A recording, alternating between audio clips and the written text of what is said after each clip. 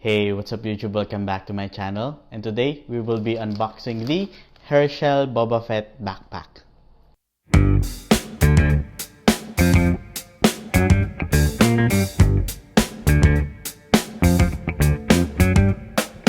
Okay, so for today, this is a Star Wars day. As you can see, yung t-shirt ko Star Wars and yung background natin Star Wars kasi mag-unboxing tayo ng Herschel na collaboration with Star Wars.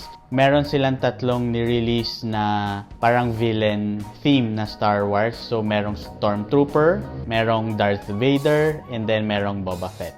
So in this case, yung i-unboxing natin na backpack is the Bobba Fett na Dawson XL. So let's find out anong itsura niya and excited na rin ako. So dumating yung package is ganito lang, wala siyang box, plastic lang, pero nakalagay na Herschel Supply Delivery in front. Yan. And then meron naman siyang details na about Herschel. So dito meron siya nung logo na Herschel, if you guys can see. Okay, so let's do the unboxing. Oh, kikita ko na siya, guys. So, after the plastic, may another plastic, but kita na yung backpack. So, meron siyang ziplock na malaki. This one, ziplock na malaki. And then, nandun na yung bag. So, meron din logo ni Herschel, yung ziplock. So, kung fan na fan kayo ni Herschel, collectible na siya. Actually, this is my second Herschel bag. Meron na ako nung Little America. Kaya hindi ko kinuha yung Darth Vader kasi maganda yung Little America niya. Though, meron ako Little America. So, hindi ko na siya para bilhin. Kasi sayang naman, diba? So, at least ito, ibang style, ibang model. Pero Boba Fett naman. So, yan. Ang ganda niya. And sa pictures, parang medyo dark green. Pero in person, medyo bright green siya. So, I'm not sure if naka-capture ng camera na maayos. Pero, sige, we'll just check lang yung parts ng bag or yung details na makikita natin. So, this is the Herschel Dawson XL backpack, which is the Boba Fett version.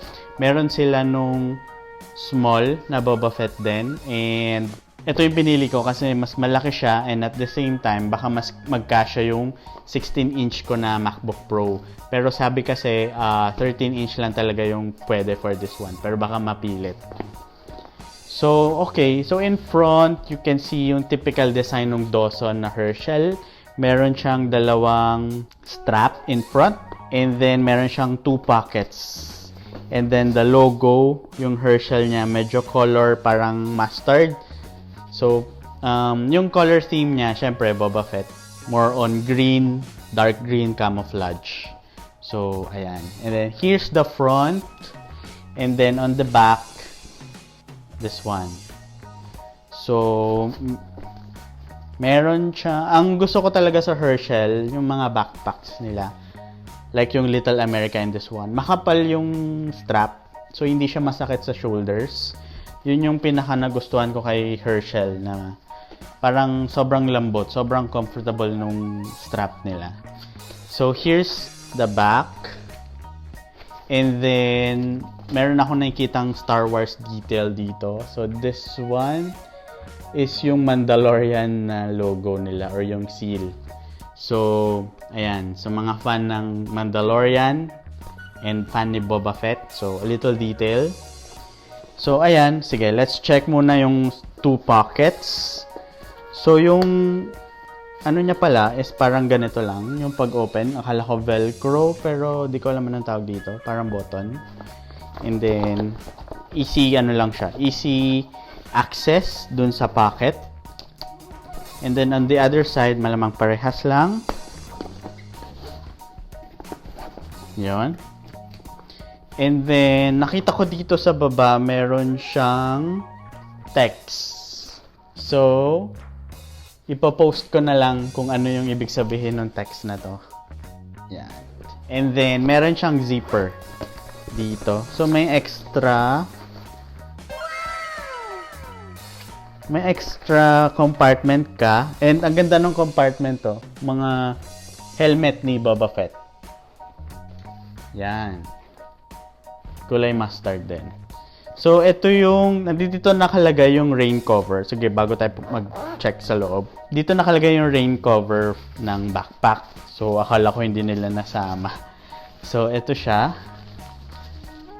Nice. So, pag umuulan, ay mo mabasa yung bag mo dahil may laptop sa loob, pwede mong coveran. And ang ganda niya kasi parang ito yung cape ni Bobba Fett, yung color. So, and then ito yung logo niya, may kita sa chest. So, kung gusto mo talagang pure Star Wars Bobba Fett yung bag mo, pwede mo naman itong ilagay sa bag para matakpan and magmukha talaga siyang Boba Fett na Boba Fett. So, andyan yung logo ni Boba Fett na nandun sa chest plate niya. So, ang ganda niya, guys. And then, meron siyang mga parang strap dito para i-connect mo siya sa bag para hindi madaling matanggal. So, let's try nating ibalot yung bag. So, ito na yung tsura niya, guys. Pag nakalagay na yung rain cover or pwede ring dust cover pag So, kaya nagustuhan ko din to, yung backpack nito. Yan. Yan ang ganda. Ganda ng logo na to. For Star Wars fan, alam na alam kung ano to. Let's check naman inside. So, meron siyang 2 straps, yung Dawson XL. So, ito talaga. Dito rin ako sa nagandahan, yung helmet ni Boba Fett. Ooh. Ganda niya. And then, when you open inside, parang kasya yung 16 inches ko na MacBook. Yes! So, pwede kong magamit yung MacBook Pro dito. Inisip ko kasi pwede pang work ko na lang siya kasi 13-inch yung laptop ko na pang work. Pwede kong pang work to. Well, pwede kong pang work, pwede ko rin lagyan ng MacBook. So, ayan, meron nakalagay dito, join the dark side. Sa pinaka-tip nung loob, join the dark side. And then, alam naman natin, dark side, bounty hunter, si Boba Fett. And then, yung isang tab niya, nakalagay, join the dark side. On the other side naman, nakalagay, as you wish. So, famous line or famous quote ni Boba Fett nung pinapahanap na sa kanya si Han Solo. So, yun yung reply niya, as you wish. And then, inside, meron, sayang lang, yung sa Little America kasi, yung laptop compartment is felt yung cloth material niya. Dito, ito na yun. So, may chances of, pwedeng magasgas yung laptop mo sa loob. Unless if meron kang laptop sleeve and lagay mo dito, walang problema. And then, maluwag yung loob. Maluwag siya. Yan. So, ang ganda talaga nung ang ganda nung Boba Fett na helmet. Ang ganda ng design niya. So, for me talaga, perfect siya. Subtle Star Wars design. Ayoko naman ng OA or overloaded na Star Wars design, diba? So, ayan. And then, yung, yung strap niya, or ano bang tawag dito? Naka-braids yung green. I'm not sure if same din ba to sa iba. Pero, kay Boba Fett, nakaganyan siya. And then, yun lang. As in, easy to put something or get something inside. So, pag kinover mo na siya, para mukha siyang military backpack. So, yun din, yung isang pagka hindi mo alam yung Star Wars, hindi mo alam na nag-release si Herschel ng Star Wars, and di mo kilala si Boba Fett, eto, pwede mo siyang mapagkamalang military design, which is okay lang naman. Let's check pa the other details. Dito sa gilid, meron nung tab na nakalagay Star Wars. And then, meron siya nung logo ulit ng mga Mandalorian, yung seal nila. So, comment down below if you can understand this one. So, di ko na lang pala ilalagay yung ibig sabihin nito. Pero sana sa mga Star Wars fan, i-comment nyo kung ano yung ibig sabihin nito. Ang text na ito. What else pa? And then, meron siyang paper na nakalagay Star Wars. And then, may text na nakalagay na Join the Dark Side, Darth Vader, Bobba Fett, and Stormtroopers. So, yun yung designs nila.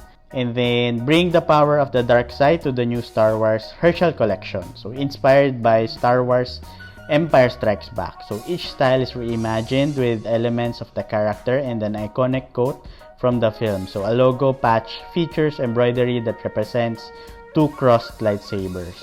Oh nga no. So, yung logo na Herschel na nandito, ayan, maglalagay na lang ako ng focus. So, meron siyang embroidery na nakaganon. So, parang yung iconic na Luke Skywalker and Darth Vader na nakaganon yung lightsaber nila. So, syempre, hindi lang siya yung red and blue na lightsaber na nagka-clash. Pero, nga no, medyo subtle lang din talaga. So, kung hindi nila nilagay sa description na to, hindi ko rin siya magigets. And then, ayan, nakalagay dito is the Dawson XL, 15.75 inches yung height by 11.25 inches yung width with the diameter of 6 inches. So this is a 20.5 liter. And marami akong nakikitang post sa Facebook about nung chine-check ko yung Facebook page ni Herschel and yung Star Wars. Maraming nadi-disappoint with this with their designs kasi parang nilagyan lang ng color or yung Darth Vader nilagyan lang ng stripes and ano. For me, okay siya kasi subtle design lang ng character. So in this case, parang pag yung itsura talaga ni Boba Fett yung ilagay mo dito, para na siyang mukhang pambatang bag, 'di ba? And then yung Darth Vader ganun din, and then the Stormtrooper. For me, mas okay yung subtle design lang na hint na, oy, Boba Fett yan. Parang pag ito nakita nila, pag Star Wars fanatic ka, and alam mo yung Herschel, malaman mong, yan yung Boba Fett version nila. So, ayoko naman nung sobrang talagang literal na nakalagay dito Boba Fett, or yung itsura niya talaga Boba Fett. For me, mas mag-work to kasi pwede ko siyang gamitin pang work, pag pwede nang pumasok, pwede ko siyang gamitin pang outing na hindi naman ako mukhang bata na talagang Boba Fett yung nakalagay dyan. So for me, okay yung subtle lang na design nila. Okay, so thank you guys for watching this video. If you liked it, please give it a like down below. Subscribe if you haven't already. And smash that bell to get notified when I upload new videos. So hanggang dito na lang muna uli guys. Talk to you soon.